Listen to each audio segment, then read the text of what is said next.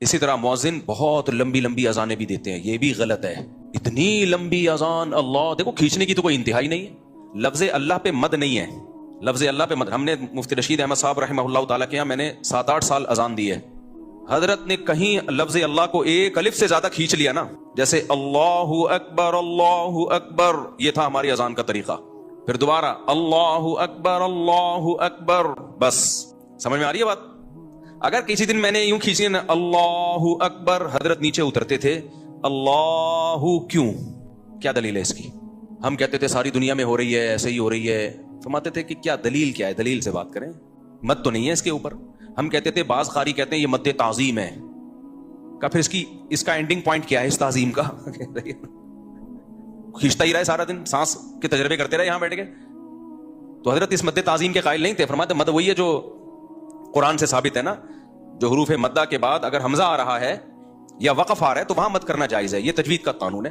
تو ذرا سی کھینچتے تھے نا، حضرت آ کے پوچھتے تھے کہ یہ کہاں سے نکلا؟ تمیز سے اذان دو بھائی، اللہ اکبر اللہ اکبر۔ اذان میں اقامت میں فرق ہے، اذان ٹھہر ٹھہر کے ہوگی، اقامت جلدی جلدی ہوگی، بس یہ فرق ہے، تجوید کے لحاظ سے کوئی فرق نہیں ہے۔ پھر اشہد اللہ، لا پہ مد ہے کیونکہ آگے حمزہ آ رہا ہے، لا کو کھینچ سکتے ہیں آپ، اشہد میں ہا کو نہیں کھینچ سکتے۔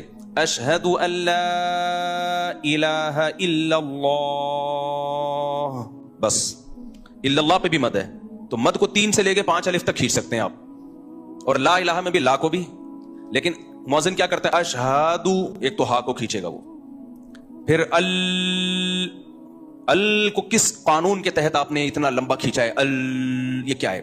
لا الہ میں لا کو ایسا کھینچے گا کہ اپنی وہ پھیپھڑوں کی طاقت بیان کر رہا ہوتا ہے کہ میرے جو لنگس ہیں وہ ابھی جوان ہیں، وہ بوڑھے نہیں ہوئے۔ پھر الہ میں الہ پہ مد نہیں ہے، لیکن وہ الہ، اور لوگ بھی کہتے ہیں کیا سر لگائی ہے یار اس نے، الہ کھینچے جا رہا ہے، کوئی پوچھنے والا نہیں ہے کہ اس کا اذان کتنی ڈیوریشن کتنا ہونا چاہیے بھائی اس کا۔ کہتے ہیں جتنی میری لنگس میں طاقت ہے اتنا ڈیوریشن ہونا چاہیے، یہ نہیں ہے۔ اذان بھی عربی کے قواعد کے مطابق ہوگی، اس کی بھی ایک لمٹ ہے۔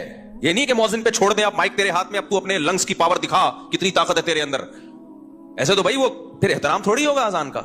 خواتین ہمارے سروں پہ دوپٹہ لے لیتی ہیں اذان کے وقت، اچھی بات ہے، میں نے جم میں لوگوں کو دیکھا ایکسرسائز چھوڑ دیتے ہیں یار اذان ہو رہی ہے، لیکن مؤذن ان کے اس ادب کا ناجائز فائدہ اٹھاتا ہے اور کھینچتا رہتا ہے، اتنا کھینچتا ہے، وہ لوگ کہتے ہیں یار تو ادھر ہی نکل گئے ہمارے، کیوں لوگوں کو آزمائش میں ڈال رہے ہو بھائی؟ پھر جب کوئی اس پہ اعتراض کرتا ہے، میں نے کئی دفعہ اعتراض کیا کہ بھائی اتنی لمبی نہیں ہونی چاہیے اذان، تو لوگ پتہ کیا کہتے ہیں، مولوی صاحب نے کہا اصل میں تم لوگوں کو اذانوں سے تکلیف ہے، اللہ کا نام تو جتنا سنا جائے اچھا ہے، اپنی مرضی سے جتنا کرو بھائی، زیادہ سے زیادہ کرو، لیکن اجتماعی چیزوں میں شریعت کا مزاج کیا ہے، مختصر، تاکہ لوگوں کو تکلیف نہ ہو۔